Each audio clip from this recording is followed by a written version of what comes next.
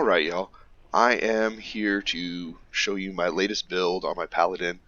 This is not for running Tower of the Mad Mage, but this is a build for all content leading up to. Like everything, you know, Tales, random epics, Lair of the Mad Mage, you name it, this build works great for it, solo or in group play. You'll see I've changed a few things in my gear. I did go pick up a Chitter's Fang. Its power isn't huge, right? But, you know, I'll take a little extra damage every 10 seconds. Doesn't hurt, right? I'm using the Ebonized Breastplate because these days I'm hitting pretty hard and I keep my 10 stacks up very easily. Plated Gauntlets, once again, it's just for the power bonus. I know these are not easy to obtain for anyone. Burnished set is a wonderful second place to Lionheart. If you can obtain Burnished, go for it. If you can't, stick with your Alabasters. They're just fine. You're going to be able to do all the content up until Tower of the Mad Mage with Alabaster very easily. And I recently picked up a pair of Sentinel of the Stars Sabatons to give me a little more power. I am using 3 tomes for the 3-piece set, and on my Paladin only, I'm using the Sash for the stats. I'm actually, today, will be getting the Scarf as well. And I will use it for the extra +1 to every stat. I'm silly. I am using the Tanner's Leather Ring for the Manticore's Main Bite. 10% of your health. I'll tell you often, it hits for 3 to 500k. It crits all the time. I'm still using my Protege shirt and Protege trousers, and I'm actually using a music box, and that's mostly for the combat advantage. I was for a while running all 4 of the Storyteller's journals, but there was really not a lot of big benefit to that. And with everything up until Tower of the Mad Mage, combat advantage. Why not go with that, right? Because I'm almost to the cap. I'm close. Close. This is all my unbuffed stats, by the way. I'm hitting about 180k power once I'm buffed up.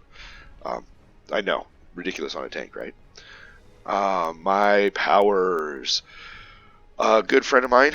Shout out to Kyo. Kyo. He is an amazing Paladin tank. He actually shared this tip with me, running Burning Light. This thing, oh my goodness, if you don't need to create the extra threat, right? If you notice, I don't have Vow, I don't have Templar's Wrath, and it's because of my high power, I'm creating a lot of damage and I'm holding aggro through damage.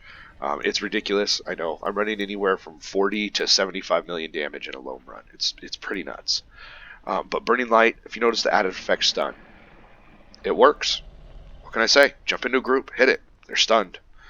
Duration 3 seconds. Your party should be killing it, or it's just a nice little breather for you. I do have the wrong daily power slotted. I do switch my daily power now. I use Radiant Charge for all trash, and then I use Divine Judgment for most bosses. Once again, goes to the Manticore Bite, gives you some extra damage against stuff. It's great. It's great. I am using Smite, and I do have it feeded so that it is my 1 snap aggro move. And then I'm also using Relentless Avenger, and this is to close gaps and do extra damage. It's got a super fast cooldown. It doesn't take any divinity to use. Same with Burning Light, which is why I love it. It means all of my divinity goes into my tab mechanic or goes into Smite. Pretty much goes into Smite. I'm using Composure. Really, the other feature you use, there's not a lot of great options out there, and so I use Composure for the most part. Sometimes I will switch to Blessed Wanderer for questing, but I don't really quest anymore on this guy. Everything I do is in party. I love dungeons. What can I say? I love dungeon content. I love group PvE content. You know, I run anywhere from 1 to 6 different Alliance events a week. It's really fun. It's really fun. First feat doesn't really matter because I do not use Sacred Weapon. Second feat, Burning Vengeance. It is cool if you want to use it. I mean, it's awesome. I like it. I don't use Baneful Strikes anymore because, of course, I'm not using Bane. I'm still using Divine Pursuit. I keep thinking about switching to Justicar's Bulwark, but in all honesty, I don't use blocking very often. Stuff is dead. I block on bosses and that's about it. And I don't run out of divinity, so I don't worry about switching to the bulwark. I just keep up this one so I can do a little extra, get it a little extra while I'm attacking. I still use Sheltering Light, and that's just to help healers and party out. You know, sometimes like Withers and Tong, or Rasnisi when he does the explosion, or the Boar Worm when it's a heal phase. Every once in a while I'll pop a Sheltering Light to help heal, and it still also gets off my Mana Core Bite. So it does take away the damage of my daily, but it can really help the group. And I mean, 10 seconds of every heal that hits me also hitting other members, that's pretty sweet, and a damage reduction. So you can't be mad about it, right? And then, I use Unyielding Champion. I use it because the 75% is huge.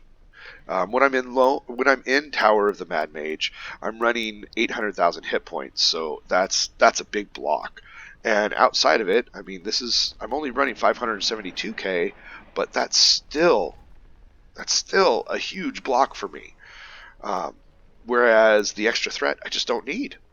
It does nothing for me. So yeah, I am still using Radiant Slam. It's a great gap closer, and it hits multiple targets. I mean, it's a little AoE hit. Really great for those tails door-to-door runs, by the way. And of course, Oath Strike. I use it for the threat. There's nothing better. I mean, there's people who are using Chilling Strike for its damage and stamina restoration and yada. No, Oath Strike's all you need. And it's an arc. It's a melee attack. It's great. I love it. Currently running these companions. Always running Armor Break. Amazing debuff. Running Deep Crow on this character, I think just because I don't have a Raptor and I already had the Deep Crow, so I said, yeah, why bother making a Raptor legendary? This is a throwback to my Tome stuff. I just haven't replaced it. Whatever. 8,000 hit points, right? Also a throwback to Tome stats. And then some power, and because for some reason when I got the pack mods ago, I put the Compy on my Paladin. He was my main at the time. So I run the Compy's Instinct for a little extra power. I don't have extra empowered runestones anymore. Otherwise, I would be running double offense right here, and that would be pushing me up higher too, but yeah, it is what it is. Mounts, yeah, 10k power. 10k power everywhere except Tower of the Mad Mage. 3 Gladiator's Guiles, always. Speed is key in dungeons, unfortunately. Speed equals damage. I'll say this all day. Speed equals damage. Run your 3 Gladiator's Guiles. If you can't keep up with the group, if you're not in there to be able to one of the first hitters, you're missing out on a lot of damage right there. And as the tank, especially, oh my goodness, as the tank, you need to be in there to hit first so you can get that hate. And an Artificer's Persuasion, it is what it is. 2-second cooldown, I'll take it. And I know not everybody has a Cavalry's Warning. There's plenty of other buffs you can throw into the last one. I know not everyone has a legendary mount.